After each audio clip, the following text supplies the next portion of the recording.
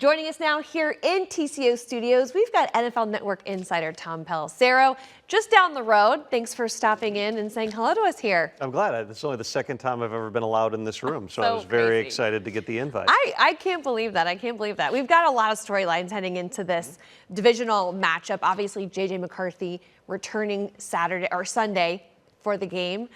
When he's under center, what do you expect to see as he's only making his third career NFL start? Expectations are hard because we just haven't seen J.J. McCarthy play a whole lot of football. In my mind, your hope, if you're the coaching staff, if you're Kevin O'Connell, is you see him function within the offense, that you're able to play within rhythm, the ball's going where it's supposed to, the operation in and out of the huddle. He's missed 22 out of 24 games so far in his career because of injury, and he's missed a ton of practice reps along the way as well. And that's a big part of the driving force behind why they gave him the full 6 weeks to get recovered from the high ankle sprain. It wasn't just so the ankle was healed, it was also have the time to get him in a groove and really feel like he's ready to go out there and play well. What exactly does that translate to? I just got off the phone with Jahmyr Gibbs. It's going to be loud. It's going to be wild in Detroit like it always is every time in that stadium. They're going to have to be able to come back at the noise, come back at the challenges created by the environment here. I'm sure the KO is going to have a great plan in terms of just trying to get him some confidence in the early going, some easy throws and things like that. But everything's easier said than done when you're playing a division game on the road in the NFL. Yeah, no doubt. Ford Field is one of the loudest stadiums I know I have ever been to.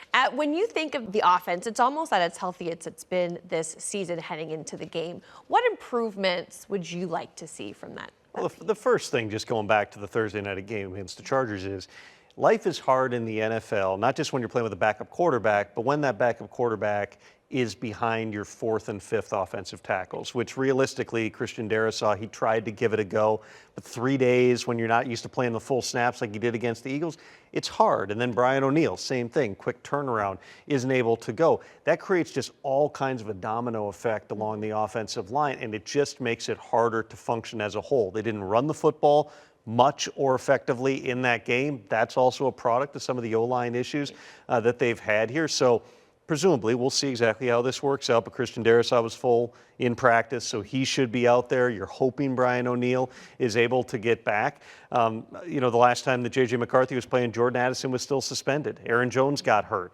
Jones is now back. You'd anticipate that gets ramped up more, and Addison will be out there on the field. So Ryan Kelly's still out. That's a big deal, not having your center. But all those other pieces, the way you envisioned it in the offseason, they'll be there. Now let's figure out if this quarterback who just hasn't played a whole lot is able to not just hold his own, but also potentially elevate some of those things that the past couple of weeks just were really, really hard for the Vikings to do.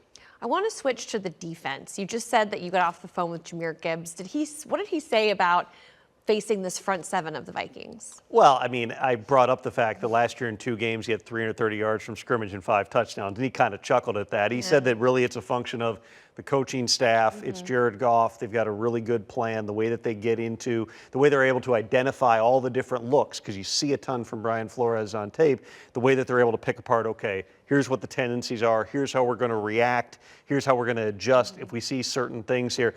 They're one of the best teams in the NFL. They got a new offensive coordinator from last time. It's John Morton taking over for Ben Johnson, but Dan Campbell's always been really, really involved in things along with Hank Fraley, the offensive line coach. Those guys are really kind of the nucleus who set the plan, and then having a smart quarterback who's seen everything in Jared Goff, it really does help. Now, having said that, the Vikings, you would hope, are going to be in a better position even from a health perspective, where Jonathan Gennard was beat up last game. He popped onto my segment on KFAN this morning. I asked him, hey, are you going to play? He's like, it's Detroit, man. I'm going to play. So he should be out there this week. Maybe Andrew Van Ginkel, who was full in practice to start the week. That's a really good sign if he's back here.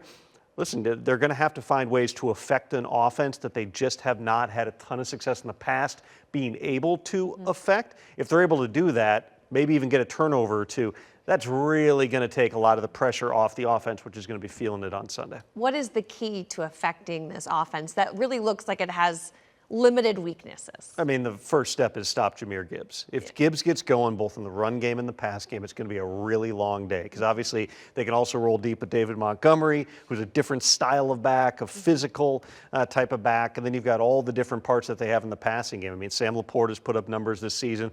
Amon-Ra St. Brown, I believe, still leads the NFL in touchdown catches this season. They got a bunch of different ways that they can beat you. But if Jahmyr Gibbs goes off, it's going to be a long, long day at Ford Field. So job one, nowhere. Can't remember what number he wears now. It's not 26 anymore. Is it 0? Is it 1? Everybody switched numbers. I was there in training camp, and I was beyond confused what I was looking at because all their core guys had switched numbers. Whatever. Jahmyr Gibbs, they'll know. Even if I don't know off the top of my head, they'll know what number he is. I know. Look, I'm getting to the point where I think he's 0, but in I can't my older remember. age, I can barely remember what the Vikings numbers are. No, I can, but that's about it. That's my capacity. In your eyes, how critical is this game for this Vikings team? Oh, it's big. You know, it's right before the trade deadline. One game shouldn't impact anything, but certainly psychologically there would be a big difference between being 4-4, 2-0 in the division, and being 3-5 and knowing we're going to have to go on some kind of run. We're going to have to go 7-2, 8-1 the rest of the way to get into the playoffs. Every one is important. It's 17 games. It's a longer season, than we had ever had as of a couple of years ago. So there's a lot of opportunities, but it does put you behind. I mean, you always say 2-game win when it's in the division, especially when it's the team up top. The Vikings right now are in last place in the division. It's a really tough division. The Bears have played a lot better. They had won 4 in a row prior to last week. The Packers right now would be the number 1 seed, and then you got the Lions who are right there on their heels.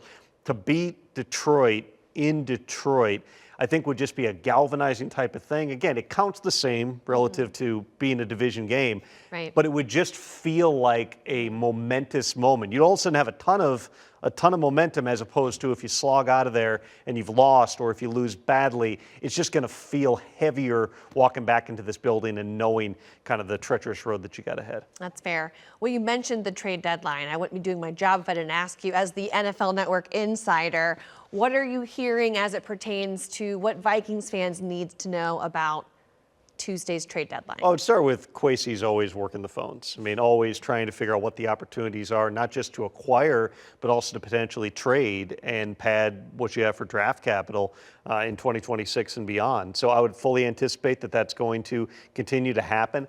I don't get the sense that anything is down the road or inevitable. There's a lot of other teams that are in the playoff mix right now who are targeting a receiver, targeting edge, targeting corner. Kwesi's kind of open in terms of there's a lot of different positions that you could use help. Now, the other thing that happens in the game before the trade deadline is injuries can happen, and that can completely change the calculus of things here. In terms of, the big swing moves, I don't see them going out and making a massive type of acquisition, but if there's an edge that's available that makes sense, I could see them having interest in that market. If there's a quarterback, a veteran, and I'm not talking about the guy in Atlanta right now, I don't believe that they're going to go out and get Kirk Cousins and try to have him ride back in, even though I believe that he'd be very open to coming back, even if it were as the number 2. I don't get that sense, but listen, you got a very young room right now with J.J. McCarthy, Max Brosmer, and then they just signed John Wolford to come in on the practice squad. If there's somebody else who's played, just to give J.J. McCarthy another hand and somebody who's had experience, much like Carson Wentz was, I could see them being open to that. But again, at this point, I would not say anything is down the road. I just know that Kwesi's definitely, I would say, top 5 in the league in terms of talking to other GMs and hearing, well, Minnesota called. That's his mentality. Well, thank you so much, Tom. Appreciate your insight. You got it, Tatum.